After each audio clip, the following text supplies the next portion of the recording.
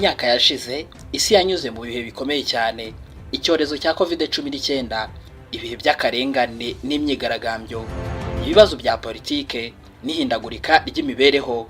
Ibyo byose byagize ingaruka ku muryango nyarwanda, by'umwihariko ku babyeyi n'abana. Ndabasuje kandi bahaye ikaze mu kiganiro cyacu Psychology for Better Life.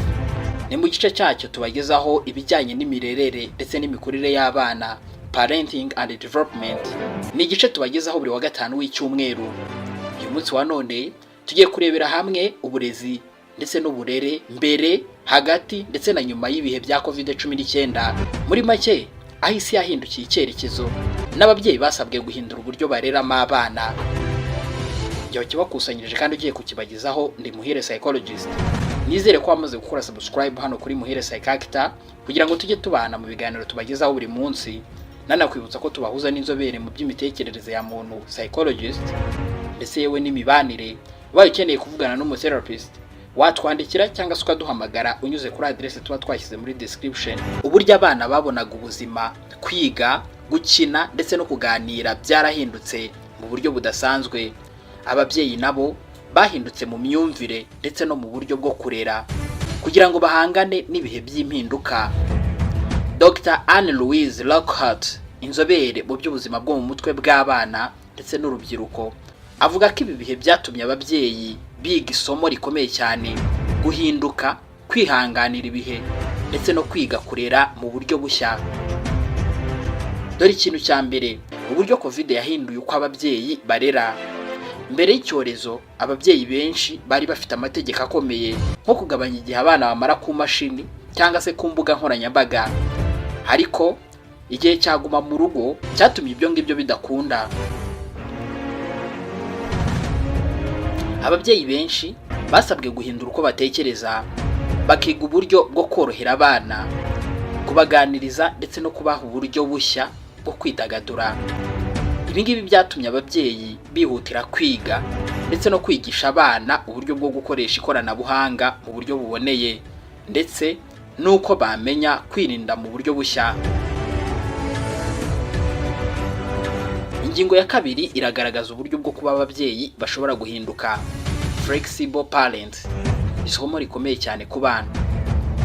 Dr. Lockhart avuga ko iyi flexibility, bukaba uburyo bwo kwihindura ndetse no kwiga mu bihe bishya, ari ingenzi cyane. Iyo umwana abona umubyeyi ashobora kwemera ko ibintu byahindutse ariko nyine akaguma afite umutuzo, nawe abyigiraho. Yongeraho ati, iyo ugaragaje ko ushobora guhinduka, ugahindura imyumvire, uba wigisha umwana wawe uko yahangana n'ubuzima butandukanye ndetse yewe n'uko yabyitegereza. Ingingo ya gatatu iragaragaza ko abana bihangana ariko rimwe na rimwe bagahisha ibikomere. Abantu benshi bavuga ko abana bihangana bafite icyo bita resilience, ariko Dr. Lockhart avuga ko iryo jambo rifite indi ntero. Iyo ntero iragira iti, abana barihangana kuko bagombaga kubaho mu bihe bibakomereye. Iri jambo nje ndihangana si uko nta kibazo mfite, ahubwo ni uburyo bwo kubaho mu bihe bindemereye.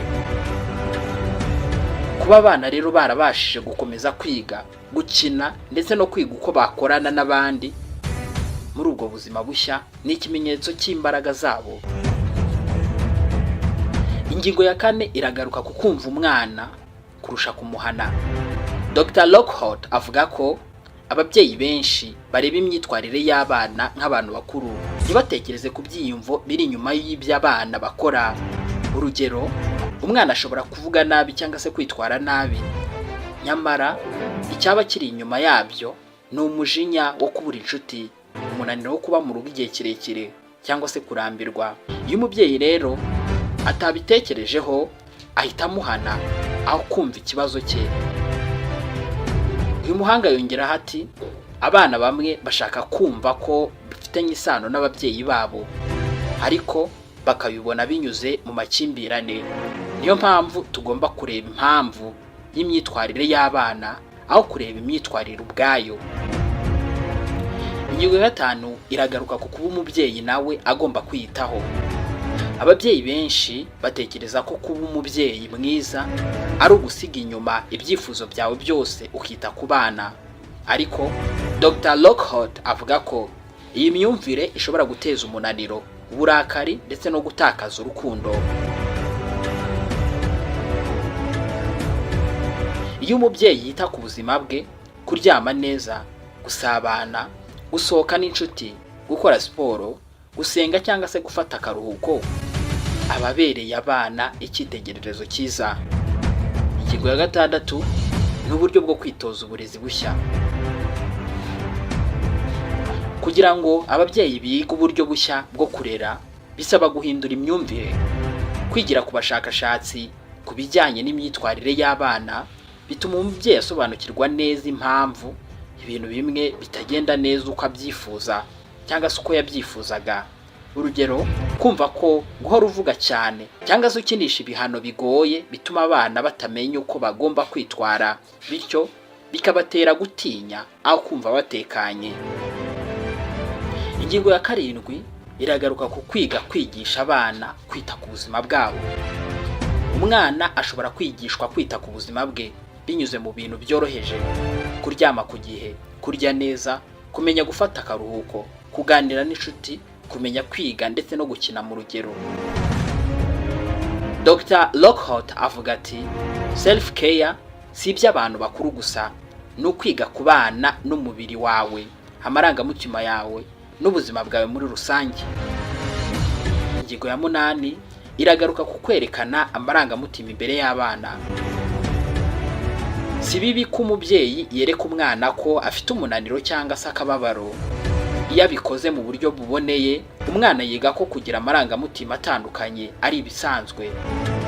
Kuyagira nta gikuba kiba cyacitse. Urugero, umubyeyi ashobora kubwira umwana ati uyu munsi ndumva ndambiwe cyane kuko akazi kambanye kenshi, ariko ngiye gufata akaruhuko kugira ngo tuzarebane filime nijoro. Ibyo byose bituma umwana amenya ko n'umubyeyi afite uburyo bwo guhangana n'ubuzima, kandi bigatoza abana kubaho mu kuri ndetse no mu bwiyoroshye.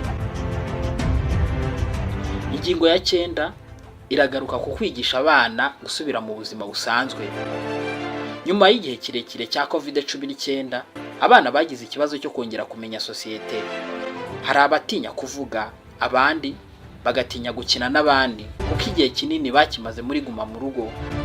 Dr. Lockhart asaba ababyeyi gufasha abana kongera kwiga ubumenyi bw'imibanire, social skill, nko kuvugana neza, kureba umuntu mu maso, kumenya gutangira no kurangiza ikiganiro. Ingingo ya 10 ari nayo tugiye gusorezaho iragaruka ku cyizere mu rubyiruko rushya.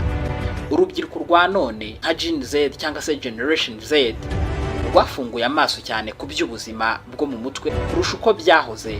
Bavuga kuri stress, depression, anxiety ndetse no kubaho neza.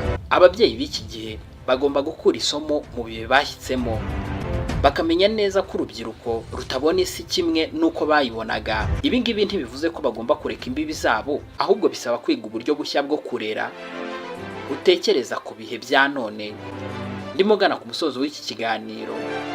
Uburere si ukubahiriza amategeko gusa, ni ugufasha umwana gukura afite umutuzo, ubwenge ndetse n'ubushobozi bwo guhangana n'ubuzima.